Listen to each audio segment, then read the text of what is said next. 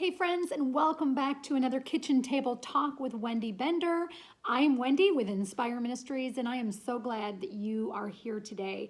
Listen, I have a word for you today from Psalms that I really want to share with you, and I'm going to share it with you in two different translations. The first one is out of the New Living Translation, which is my primary translation that I use every day, and then the second version that I'm going to use is out of the Message translation. And so I first want to share it to you out of the NLT, which is Psalm 119. And I'm going to read verses 9 through 16. And this is what it says. It says, "How can a young person stay pure? By obeying your word. I have tried hard to find you. Don't let me wander from your commands. I have hidden your word in my heart that I might not sin against you. I praise you, O Lord. Teach me your decrees. I have recited aloud all the regulations you have given me. I have rejoiced in your laws as much as in riches. I will study your commandments and reflect on your ways.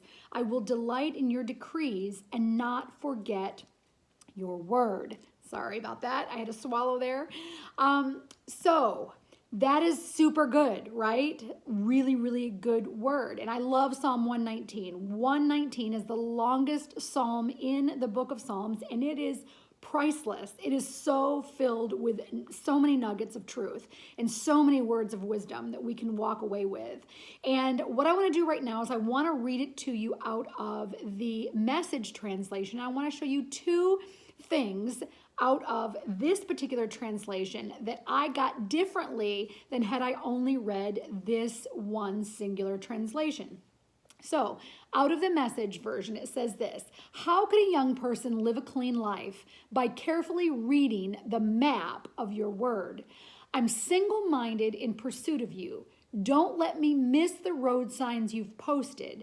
I've banked your promises in the vault of my heart so I won't sin myself bankrupt. Be blessed, God. Train me in your ways of wise living. I'll transfer to my lips all the counsel that comes from your mouth.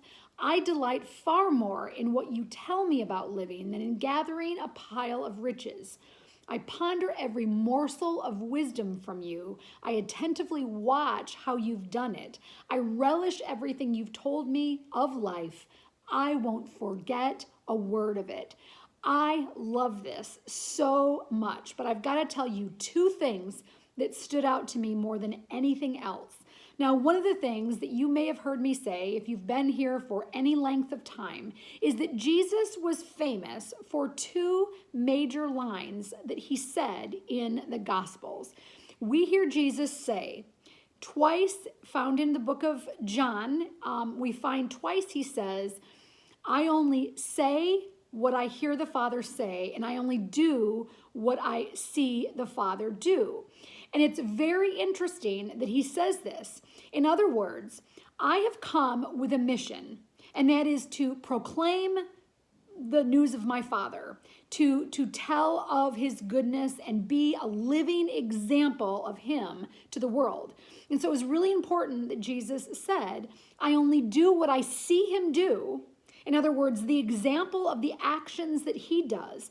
I only replicate what I see him do, and I only say what the Father gives me to say. I only say what I hear the Father say. He is my example, and I am the Son, and I am in the world, 100% man and 100% God, and I am in the world to display the goodness of the Lord in the world. Now, what this means for you and I is that we too have a calling on our life. And that is going to include only doing what we see Jesus do and saying what we hear Jesus say. And here you can hear this in Psalm 119. The psalmist says two interesting things that kind of mark this as a reality in our life for us. So he says, "Be blessed, God. Train me in your ways of wise living. I'll transfer to my lips all the counsel that comes from your mouth."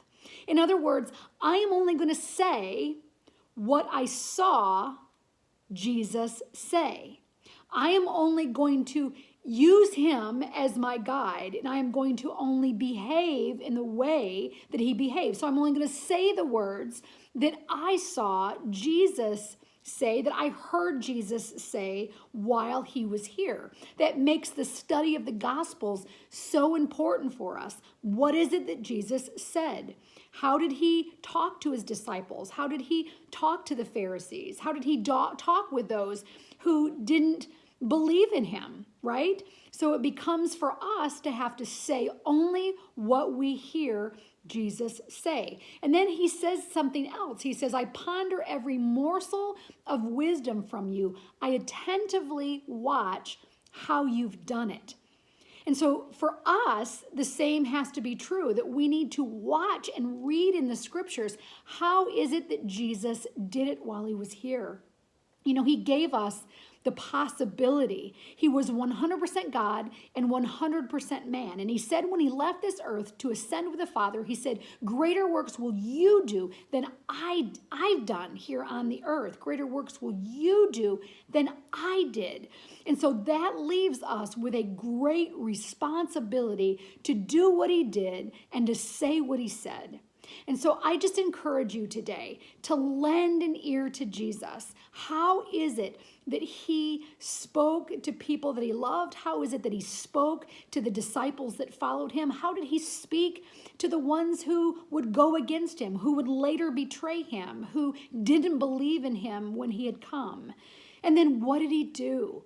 Ponder his ways. Look for the things that he did. How did he do it?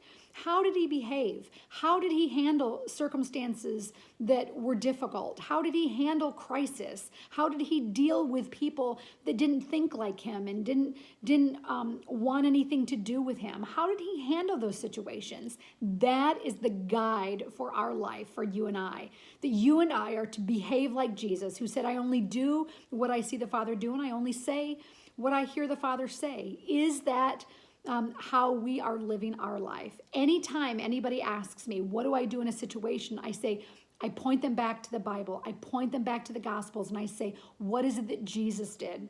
How did he behave? How did he model the behavior and the vocal behavior that we are supposed to emulate ourselves? So I pray that this has been an encouragement to you today. Get in Psalm 119. It is a fabulous psalm to dig in, and remember to look up different translations, because you never know how God is going to speak to you in those different translations. I pray that you have an awesome day with Jesus today, friends. Bye-bye.